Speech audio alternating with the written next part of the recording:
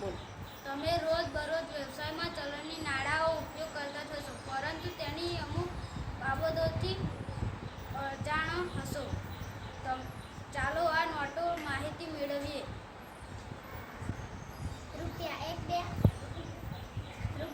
2 અને 5ની નોટ પર હજુ પણ શરીફ અને કાયદેસર છે. તમે તેનો ઉપયોગ કોઈપણ વ્યવહારમાં કરી શકો છો. કોઈપણ વ્યવહાર કે દુકાનદાર તેને લેવાની ના પાડી શકે નહીં. હાલમાં RBI દ્વારા 10ની નવી નોટ રજૂ કરવામાં આવી હતી.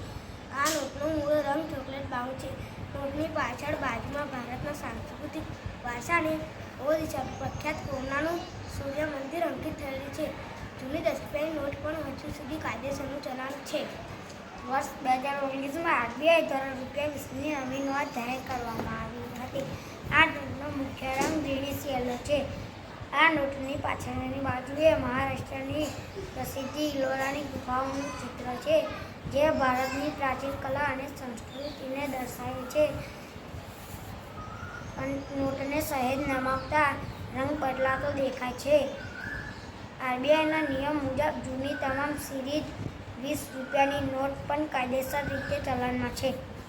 વર્ષ 2000 RBI દ્વારા 50 રૂપિયાની નવી નોટો જાહેર કરવામાં આવી હતી. આ નોટનો રંગ કલરસ્ટ બ્લુ છે.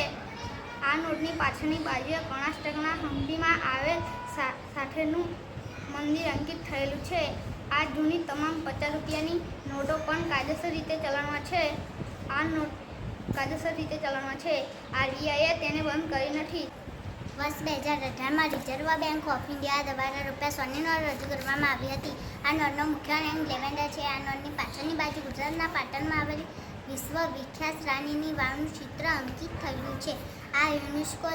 આ વાવ યુનેસ્કો દ્વારા વર્લ્ડ હેરિટેજ સાઇટ તરીકે જાહેર કરવામાં આવી છે. નોટને હલાવતા સુરક્ષા પટ્ટીનો રંગ લીલામાંથી વાદળી રંગમાં બદલાતો જોવા મળે છે. વર્ષ 2017માં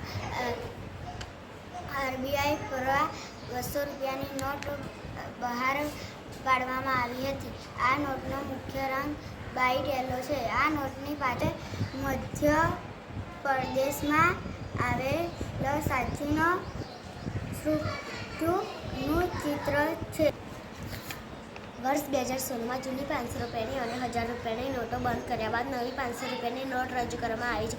આ નોટનો મુખ્ય રંગ સ્ટોન ગ્રે છે. આ નોટની પાછળની બાજુએ દિલ્હીનો પ્રખ્યાત લાલ કિલ્લો અંકિત થયેલો છે અને તેની સુરક્ષા માટે રંગ બદલાતી શાહીનો ઉપયોગ થયો છે. મે 2023માં RBI 2000 રૂપિયાની નોટોનું છાપકામ બંધ કરી દીધું અને તેને ચલણોમાંથી પાછી ખેંચી લીધી.